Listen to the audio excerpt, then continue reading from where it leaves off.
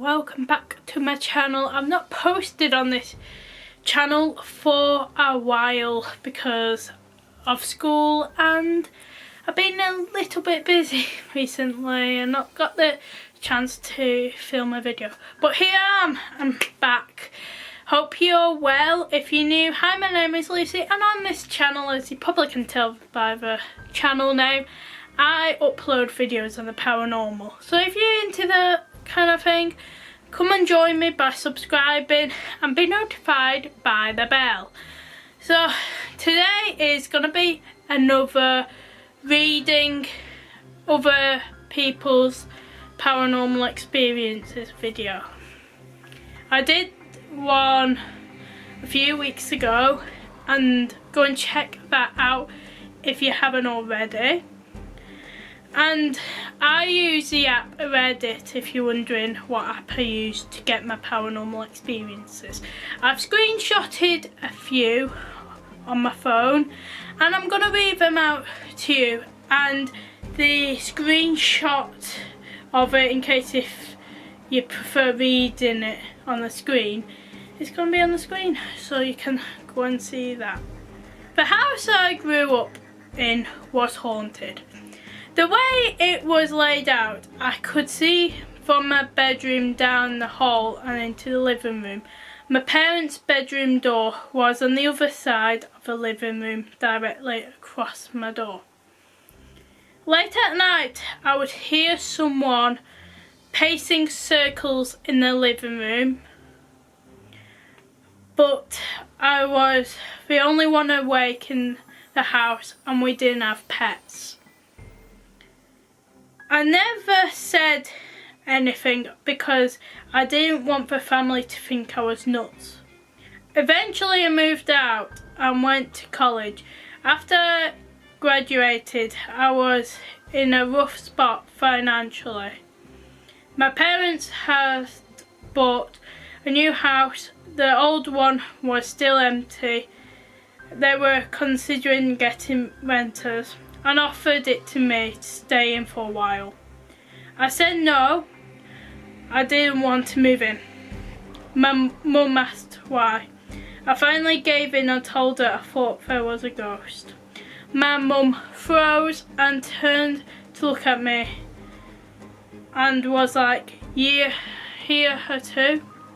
Turns out she had already heard it for years and didn't say anything for the same reason. Oh, that's creepy to find out your mum also experienced that too. Oh god. So basically, this, whoever wrote the story, whoever experienced it,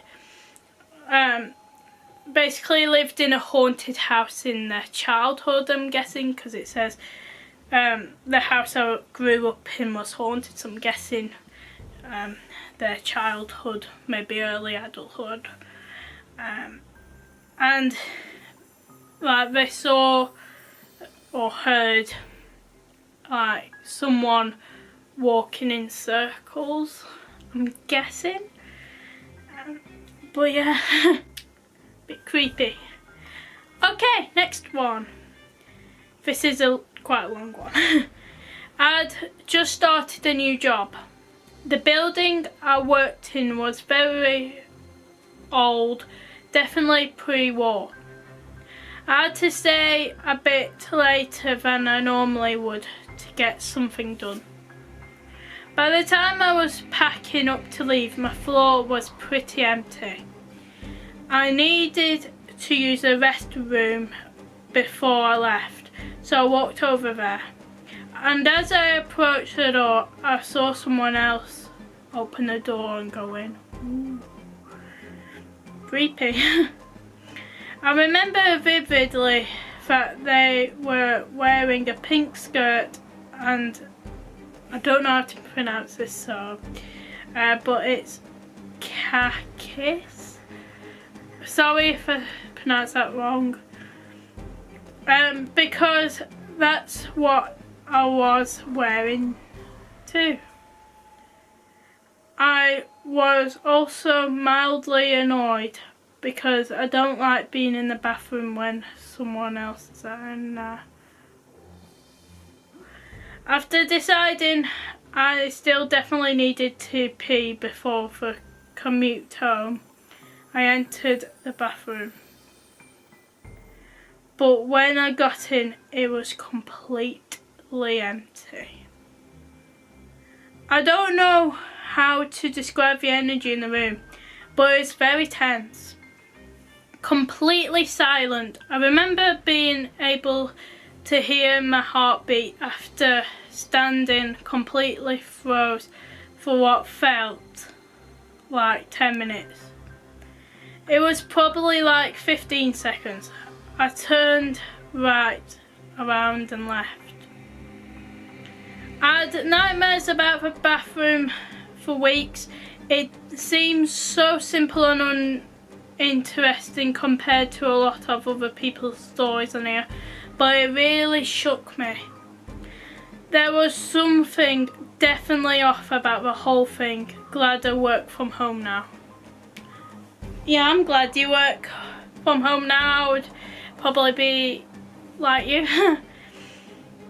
So this person obviously started a new job. They've probably never been to the building properly before, and they were packing to leave because it's the end of a work day, and like the restroom or toilets, whatever you call it in your country, the door of the restroom opened and looked like someone was walking in it. And this person, by the way, was alone. I think everyone's gone home. And there was something suspicious, haunting there.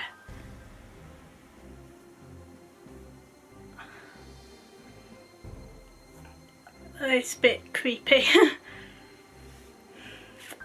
But yeah. Next one. Strange presences always scare me. Once I was on holiday in Bangladesh and I was in a tuk-tuk at night time. I don't know what a tuk-tuk is. Something Bangladeshi, I'm guessing. I was staying in a village, so there was only one way to get there. A one-way road, and it had no lights, so if it was night time, the only light you could rely on was the headlights. And tuk-tuk headlights are S-word, don't wanna swear. So we were just driving on this path, gravely muddy path. The whole chunk of land was a massive pool of water where they grow rice, and the path was the only elevated piece. I'm guessing tuk-tuk was the village. I might be wrong. Piece of land there was. Then I start feeling weird, like this unsettling feeling that someone was there. It was very strong and disturbing, but I was able to ignore it. Then me, my dad, my brother and the driver, see this woman. She was wearing a red sari and was staring at the water, but we looked down and her feet are twisted backwards, facing towards us, but her whole body was facing away from us. She's holding a water pot and just watering the ground. No plants, just the ground, but it doesn't get wet. I think the water fell in the water pool with the rice, but I'm not too sure. she was standing too far away from the water and she wasn't reaching her arms out. Then she starts to shake and we just left. Ain't nobody got time for that juju poo. In Islamic belief, apparently if you see someone with twisted limbs, then it's a jinn. But I'm not too sure if it's true. So, this family had a holiday in Bangladesh, and there's a one-way road, hardly any lights in night time, and they see this woman, I think in the reflection of water, I might be wrong, next to them, I don't know, but the woman was using water, but yet she wasn't close enough to get the water from the river. Okay. So that's a bit, because it seems like there's like superstition sort of thing where they were. But yeah. Next, when I was in my early 20s, I owned a hearse. It wasn't much to look at, but it was a lot of fun to own. Anyway, all funeral cars have a partition that separates the driving compartment from the coach area where the casket or journey. Yes, mine was that old, was kept. So I think if you ever been to a funeral, you'll probably know what I'm gonna talk about now, but like, I might be wrong with this, but I'm just saying my view on it. So the car that has the coffin in, I'm sure you've seen it. You would have seen it maybe at Prince Philip's funeral yesterday, maybe. And like, it's like a taxi layout, you know, where the driver is. So it's the front of the vehicle, and then I think there's like a curtain or a glass screen behind the front seats, in between the front seats and where the coffin goes. I might be a bit wrong with what they're describing on this story, but I think that's what they mean. I would park the car in the morning when I got home from work, and that night when I would return to the car, the glass partition was open several inches. Every night I would close the glass, and every morning the glass would again be open. Some thought that someone was screwing with me, and I considered that. But to faithfully keep up that gag for well over a year, it's a bit much. Yeah, I don't think anyone would do a joke for over a year, like the same joke.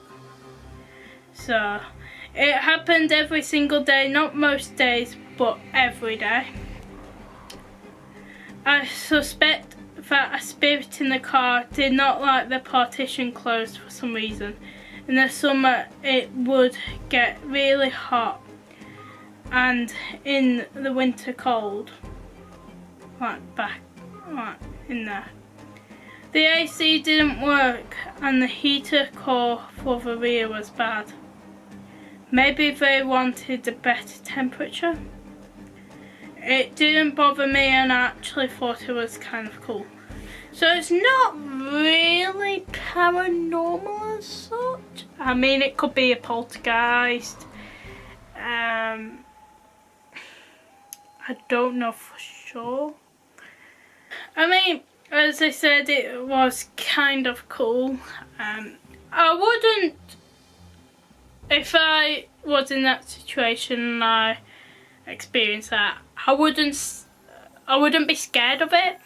I would think, oh, this is a bit weird, it's happening over a year. But I wouldn't really think it was that bad, really. But anyway, next one.